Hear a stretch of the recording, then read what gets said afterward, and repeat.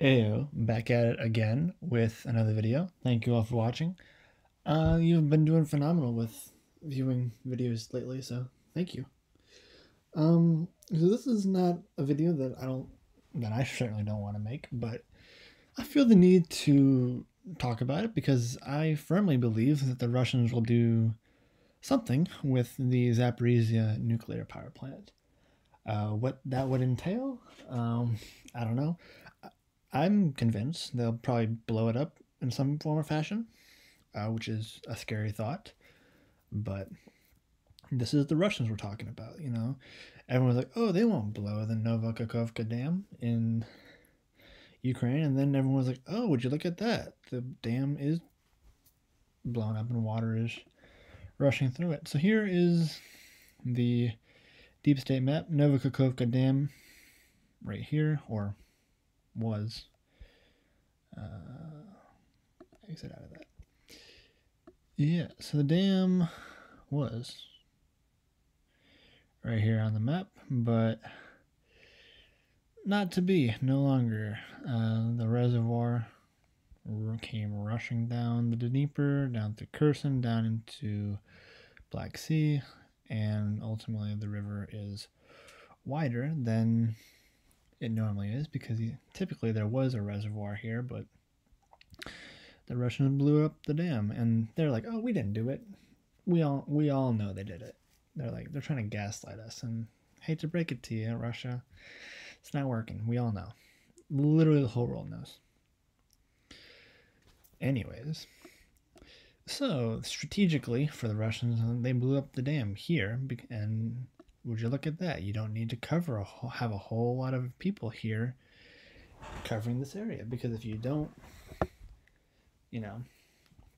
have the capacity to cross the river in mass formations, the Ukrainians, they couldn't, take helicopters or, some boats and go across the river. But it's now that the dam is blown, it's logistically a little bit more complicated to cross the river.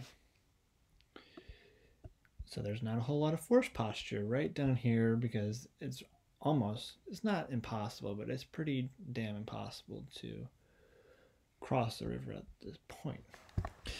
The Zaporizhia nuclear power plant, so Zaporizhia is here on the deep state map. Right here, I believe the power plant is somewhere, right here. Enerhodar. I have no idea if I'm pronouncing that correctly, but yeah. This looks like the cooling pool for the power plant. So power plant it's either right here or right over here. I don't know. Anyways, it's right by Zaporizhia. But look, we thought they would not blow the Novokakhovka Dam, but they did it. And what happened? All this rushing water, dam here, yeah. Anyways, okay, so I was right. The power plant is right there next to that cooling ponds. So the dam collapsed, blown up on June 6th, D-Day. And then all the water came rushing down, if we can, right there you go.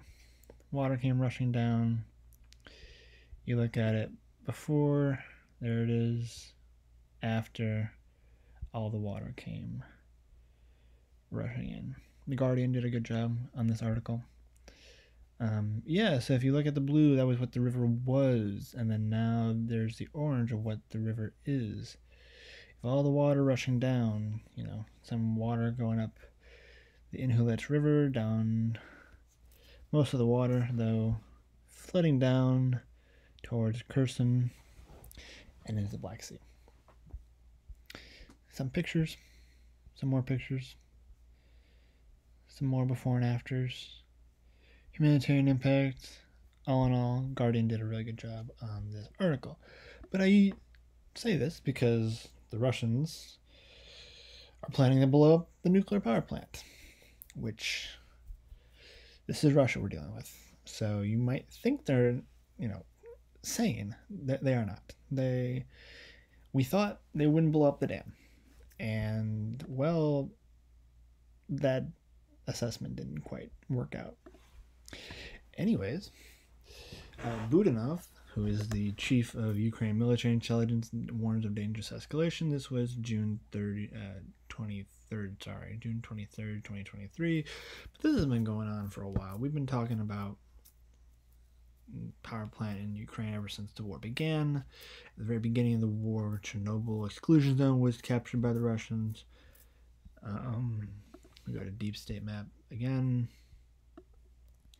Ultimately, the Russians, all this green up here, they tried coming down from Belarus down into Kyiv. Chernobyl, somewhere, yeah, Chernobyl right up here. Pripyat up there. So, Pripyat, Chernobyl, north of Kyiv, really close to the Belarus border. But if we look at different nuclear reactors in Ukraine, we have 4, looks like, up here in Rivne, I don't know. We got a couple over here. Chernobyl's all been turned off. A couple here in South Ukrainian nuclear power plant, and then 6 nuclear reactors at Zaporizhzhia. So again, open 85. Capacity of 6,000 megawatts. If I understand it correctly, this is 1/5 of Ukrainian electricity. So we have 15 nuclear reactors, 6 here, 3 here, 2 here, 4 here. So 6, 4, 10, 12, 15. So 6 of the 15 Ukrainian nuclear reactors are here in Zaporizhzhia and under Russian control. Slightly concerning, in the slightest. UN nuclear watchdogs have military vehicles and equipment inside the Zaporizhzhia nuclear power plant. That's not slightly concerning. That is beyond concerning. Everyone's like, oh, the Russians aren't going to do this. They're not crazy enough. Yes, they are. Yes, they are. They are insane. That's a terrifying picture. Servicemen with a Russian flag and uniform stands guard at the power plant. That's deeply concerning. According to Budanov, the military intelligence cooling pond of the plant has been mined by Russian troops. Without cooling, reactors could melt down in a period of 10 hours, between 10 hours and 14 days. However, technical means can be used to speed up the catastrophe. Ukrainian military intelligence has also been able to establish that Russian troops have moved vehicles charged with explosives to 4 of the 6 nuclear units. They're gonna. I'm convinced they're gonna blow it up. It's just a matter of time. And everyone's like, "Oh, they're not gonna do it."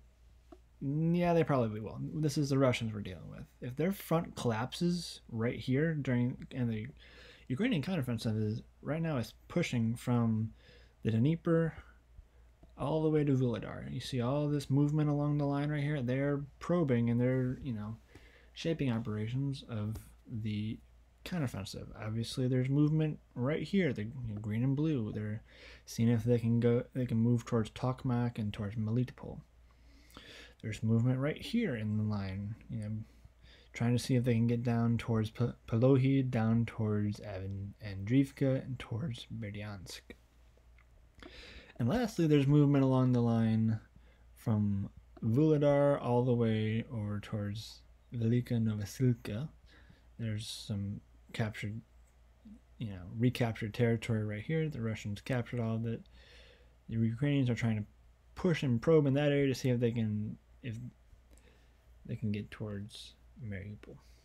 Ultimately, Ukrainians are probing all on the line from the Dnieper to the Vuhledar, all of this section to see where the line is the weakest, where the Russians have their reinforcements. And if all the reinforcements go towards Vuhledar, then they'll push towards Melitopol. If all the reinforcements goes towards, Melitopol direction, then they'll push down from Vuhledar down to Mariupol. You know, the main Ukrainian punch, left hook, hasn't come yet. And if the Russians are desperate, you know, to try and cause as much chaos as possible, they're gonna blow up the plant. Now let's, you know, dive a little deeper. Yeah, the Russians are using nuclear power as a weapon. I saw on here that there was radiation map.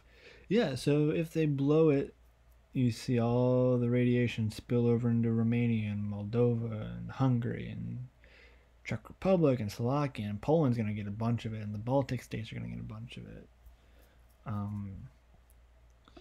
Maybe depending on wind direction, it goes south into Romania and down towards Turkey and, you know, down towards Bulgaria and Greece. You know, we have 6 nuclear reactors here at Zaporizhia, and apparently the Russians have mined 4 of them. So, depending on, you know, what happens, how much, you know, detonation they have, we either get a really small explosion and we have some radiation, or we have a really big explosion and we have a Chernobyl on our hands. Which I don't trust the Russians. No one should trust the Russians. They blew up the dam. They're going to blow up the plant. That's a lot of, you know, doom scrolling, whatever you want to call it, you know, fear mongering. I'm convinced they're going to blow it up. Don't put it past them. Don't, you know, I don't want this to happen, but no one wants this to happen, but I'm recording this early in the morning, June 25th, 2023, and I really hope they don't blow it, but I would not put it past them because they blew up the dam, and if the Russians get desperate, they're going to blow it up. Terrifying stuff. It's not stuff you want to talk about, but this is the realities of the situation we're dealing with. You know, Putin gets desperate, it's gonna blow it up. I know it's not something we want to deal with, but it's something that I think is gonna happen, which crazy. Anyways, that's the end of the video. I know it's a dark one. I know it's not a video you want to talk about, but I've been meaning to talk about this and post about this for a while, but now that the Ukrainian counteroffensive is underway, the risk is a little bit higher, because if the Russian line collapses, and it most likely will if the Ukrainians throw their big bulk of battalions and tactical or whatever groups they got and pierce through the line, I think the Russians are gonna blow it up as a form of scorched earth. So that's the video. Thank you for watching, and I will see you in the next one. Deuces.